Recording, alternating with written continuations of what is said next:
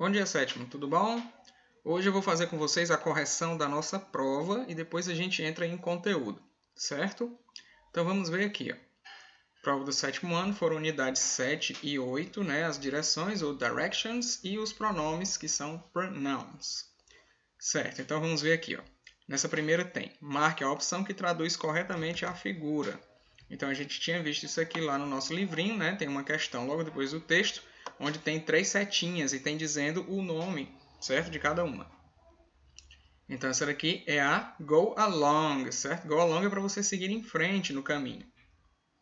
Essa daqui, turn left, e a outra, turn right. Nenhuma das duas serve nesse caso, né? Mas vamos ver elas logo em seguida. A opção que traduz corretamente a figura. Agora você tem aqui ó, uma virada para... Que lado será esse? Vocês já sabem distinguir esquerda e direita? Então, esse daqui é esquerda, portanto, turn left. Turn é virar, left é esquerda, ok?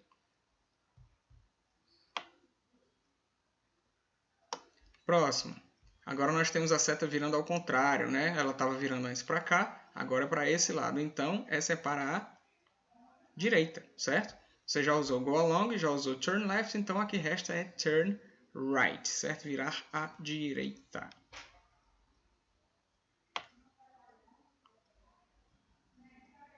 Olhando para o mapa, marque a opção que melhor completa a frase. The police station is... Aí tem né, o espaço para você preencher.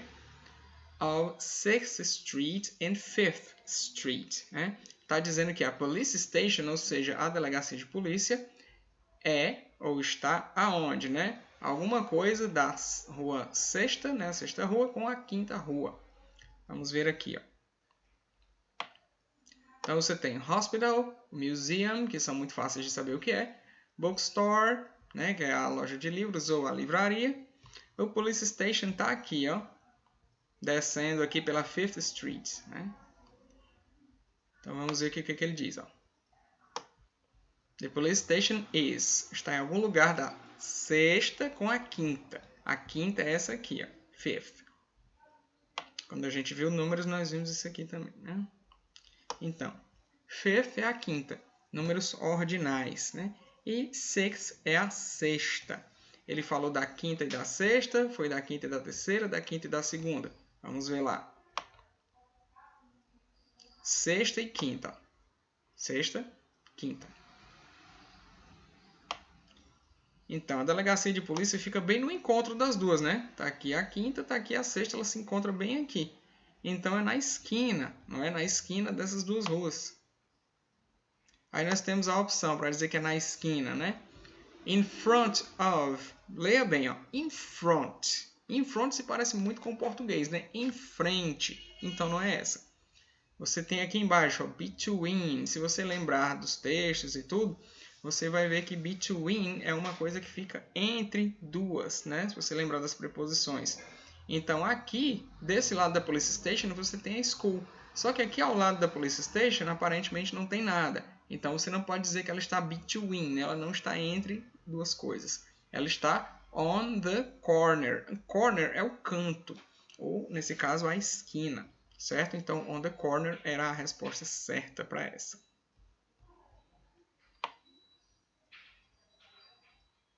A tradução correta das direções near, across e on the corner é... Olha, nós já eliminamos o on the corner aqui da nossa dúvida, né? Nós sabemos que ele significa na esquina, certo?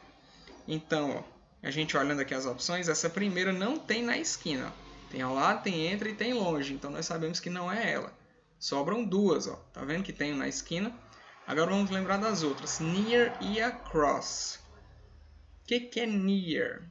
Near é uma coisa que está perto de você, que está próxima a você. Então, não pode ser essa daqui, né?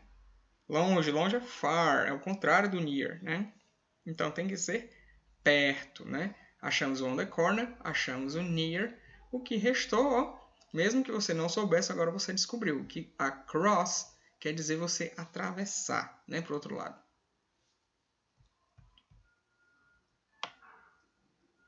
Na próxima questão, estudamos dois tipos de pronomes na unidade 8. Foram eles. Pronome sujeito e predicado. Não. Se você lembra bem do que a gente falou durante os vídeos e durante as lives, e se você leu a matéria, você sabe que nós nem chegamos a citar a palavra predicado. Então não é essa. Pronome objeto e demonstrativo, a gente já estudou demonstrativo, ó, tempos atrás, né? É aquele this, that, these e those. Aqueles lá, semestre passado, aqueles são demonstrativos. Então não é esse aí. Pronome verbal e sujeito. O que é um pronome verbal, meu povo? Isso nem existe. Pronome sujeito e objeto. Isso aqui sim a gente viu, certo?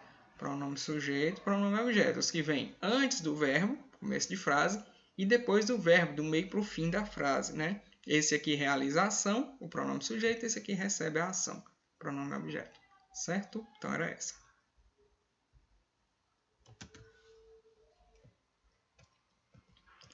Os pronomes sujeito normalmente vêm. Olha aí a questão da posição, certo? Eu acabei de falar na questão anterior. Onde é que vem o pronome sujeito? Eu disse lá, ele vem antes do verbo, porque é ele quem conjuga o verbo. Se o verbo é andar e eu digo eu ando, eu sou o sujeito. Sou eu quem realiza a ação de andar. Em inglês, I walk. Depois do complemento, não. A gente nem falou de complemento aqui. Depois do verbo, não. Aí é o pronome objeto. Depois do objeto, menino, o que é que vai ter depois do objeto? A frase acabou. Então é antes do verbo, tá? Que é para poder conjugar esse verbo. Os pronomes objeto normalmente vêm. Então, o sujeito vem antes do verbo. O objeto é o contrário. Antes do verbo, não. Nós vimos que é o sujeito. Depois do complemento, ninguém nem falou em complemento aí.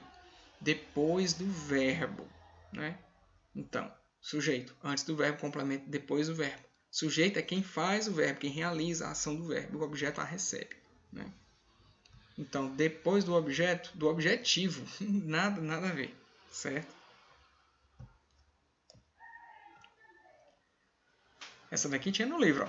Na frase Neymar is a player, o subject pronoun, ou seja, o pronome sujeito adequado para substituir o nome do jogador seria. Essa questão aqui ninguém poderia nem reclamar, que eu tirei ela idêntica ao que está lá no livro. Ó, o Neymar é um homem, né? Então ele é um homem que é um jogador. Se é um homem, a gente chama de ele, né? Então eu tenho que encontrar aqui o ele para dizer que ele é um jogador, né? Então a resposta tem que ser he. Não pode ser her, porque her é ela como pronome objeto. Não pode ser hers. Hers é possessivo, quer dizer que é dela. Nada a ver. His é dele, é possessivo, é masculino, mas é possessivo. Não é isso que nós estamos falando. A gente está falando de pronome sujeito, ó, subject pronoun. Então tem que ser o he.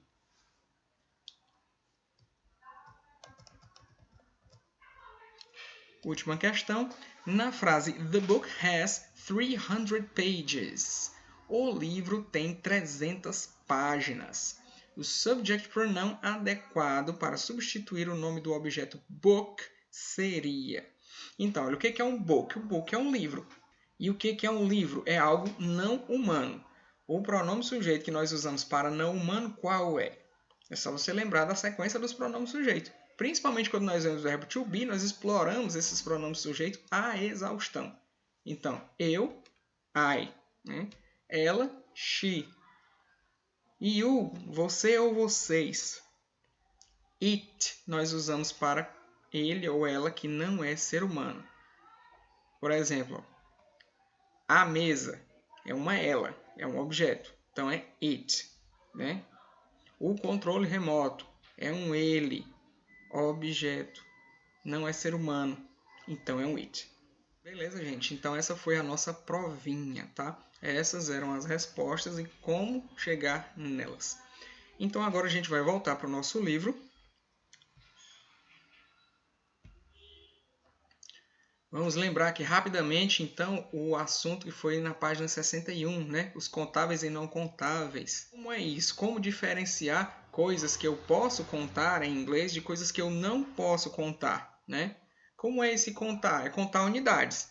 Tem uma, tem duas, tem 3 unidades daquela coisa. Ou então ela é em uma quantidade tal que eu não tenho como contar. sempre usa o exemplo do açúcar. Você não consegue contar o açúcar, o grãozinho de açúcar. Você pode contar 1 quilo de açúcar, né? Então, esse é o tipo de coisa que é não contável. Já, por exemplo, ó, amigos, aqui, ó, friends, amigos, eu consigo contar. Aqui eu tenho 1, 2, 3, 4 friends, 4 amigos. Essa parte aqui de cima nós até já tínhamos visto, né? Que são só coisas contáveis. Veja aqui, ó, contáveis pela quantidade. Ó. Podemos contar 2 coisas, 10 coisas, 50 coisas, 100 coisas, 300 coisas.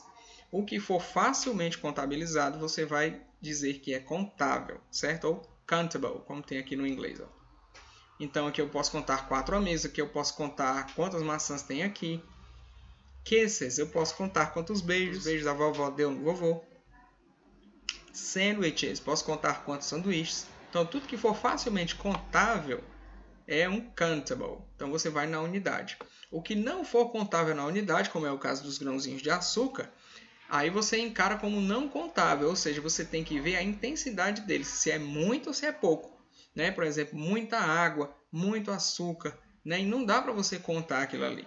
Você pode contar água? Pode, se ela estiver no copo. Um copo de água. Da mesma forma o café. Você não conta café, mas você pode contar as xícaras de café.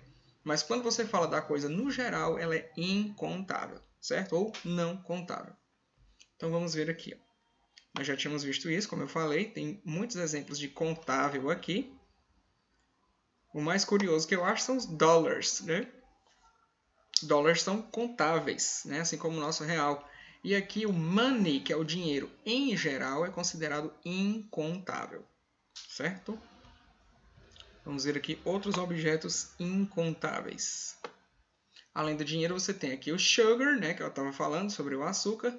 Líquidos em geral não são contáveis, oil, coffee, vendo? 2 líquidos.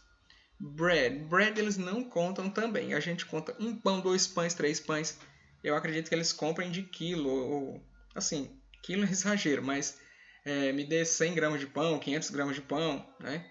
Então eles vão na intensidade o pão, né? Love você também não quantifica, não dá para dizer 1 amor, 2 amor, 3 amores em inglês, né? Você pode dizer o quanto é aquele amor, se é muito, se é pouco, né? Chocolate não é contável. É uma daquelas coisas que é geral, assim, né? O chocolate, né? A não ser que você esteja falando de um chocolate em específico, uma barra, um bombom, aí é contável, né? Sigamos.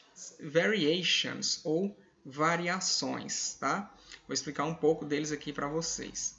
Então, as variações a lot of, bem aqui, ou lots of, substituem many ou much, somente em frases afirmativas. Então vamos ver. A gente aprendeu que many nós usamos com coisas que dá para contar. Então ele fala aqui, ó, I have many friends. Eu tenho muitos amigos. É contável.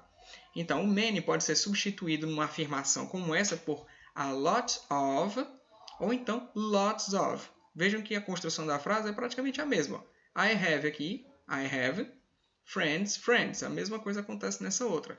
Só que muda a forma de dizer. Quando você tem as variations, as variações. Aqui você tem many para muitos. Aqui você vai dizer a lot of. Esse a lot of também significa muitos. Esse lots of também significa muitos. Você pode pensar neles como um monte, né? Por exemplo, ó, I have a lot of friends. Eu tenho um monte de amigos. Aí esse aqui é plural, ó, lots, montes de amigos, né? Mas resumindo a ideia, tudo significa muitos. É um muitos contável, né? Muitos, aqui que dá para contar, 1, 2, 10 mil amigos. A lot of, um monte de, e lots of, montes de, né? Vamos ver aqui outro. Então, there is much sugar. Tem ou existe muito açúcar. Ou então, there is a lot of sugar. Tem um monte de açúcar. Tem muito açúcar, bastante, né? Vejamos aqui agora. Além disso, né, do que nós vimos aqui do a lot of e do lots of, nós também temos aqui embaixo, ó, few e little. O few, que significa pouco, poucos ou poucas, é o oposto de many. Por exemplo, I have few friends. Eu tenho poucos amigos, né? Lá em cima o cara disse que tinha many friends, muitos amigos. Depois você tem little, pouco.